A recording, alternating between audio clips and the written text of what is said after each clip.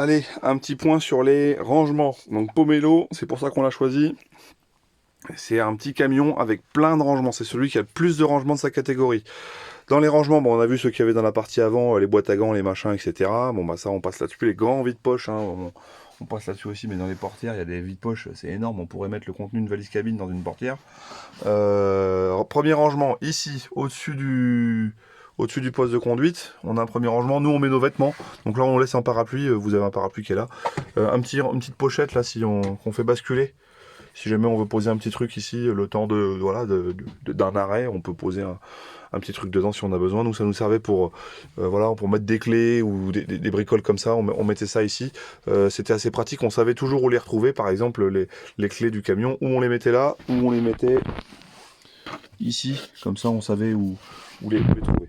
Voilà, comme ça, puis quand on roule, ça évite de se balader. Hop, on balance ça au-dessus, c'est accroché qu'à la petite barrière. Rangement. Sur chaque rangement, il y a un petit taquet de sécurité. Donc là, il est fermé, il est verrouillé. C'est pas qu'on peut pas attraper, c'est qu'il y a un verrou à l'intérieur et que ça évite de... S'il y a un truc qui tombe dedans, ça ouvre pas la porte. Donc là, premier rangement, nous on se sert de celui-là beaucoup pour la nourriture. Alors là, vous allez me dire, c'est un peu le vrac, parce qu'il y a des trucs un peu voilà, pour tenir une tablette, etc. Grosse réserve de papier toilette, mais qu'on ne partirait pas avec. Voilà, donc c'est... nous, on s'en sert pour tout ce qui est sucré, ce truc-là. Alors après, chacun fait comme il veut. Mais voilà, on met notre réserve de bouffe ici. Une autre réserve de nourriture, en tout cas, nous, on s'en sert comme ça, ici. Là, on met tout ce qui est salé. D'ailleurs, ça, faut que je le vire, un machin qui sert à rien. Ensuite, on a un autre rangement. Tac. Ici, on laisse les petits trucs pour ranger éventuellement des sous-vêtements, des machins, bref, on fait comme on veut. Un autre rangement. Ici encore. Donc toujours pareil, petite panière. Voilà, des rangements ici. Encore. Et là, je vais allumer le truc sur deux parce que sur deux, il a une petite particularité celui-là, c'est que il a un éclairage qui fonctionne quand le 2 là-bas est allumé. Il y a l'éclairage qui fonctionne. Petite penderie, enfin bonne penderie en fait. Avec toujours le même principe ici, si on veut jeter des petits trucs dedans, on a accroché ça. Alors après, si ça vous gonfle, c'est facile de vous enlever la tringle et vous virez le petit panier. Voilà, donc la lumière elle est automatique, pas d'inquiétude. Voilà. Dès que je ferme, c'est bon. Toujours en termes de rangement, là il y en a un autre qui est ici, et là vous allez retrouver les cales pour mettre de niveau. On en reparlera à l'extérieur. Et des petits tabourets de plage là à transporter, cerf-volant, une toile, enfin bref, des filets pour arrimer si on a besoin.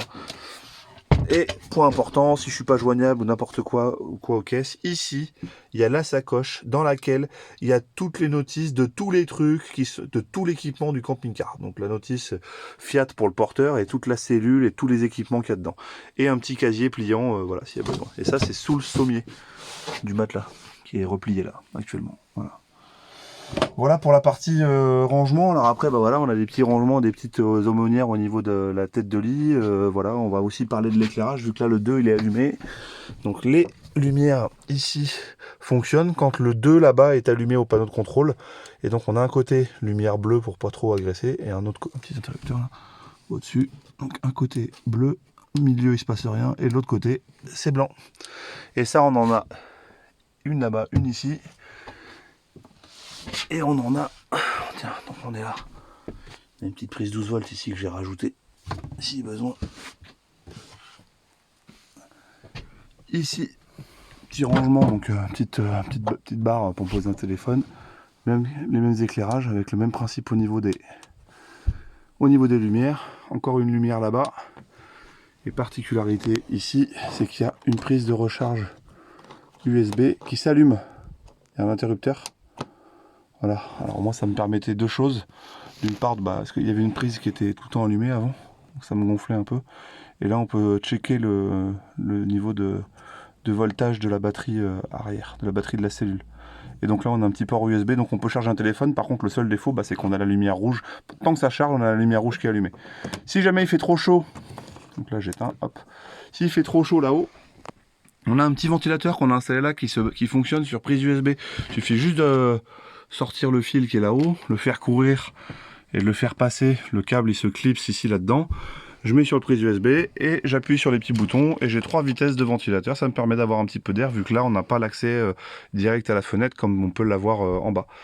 Allez, voilà pour les rangements et puis les petits détails au niveau de la literie.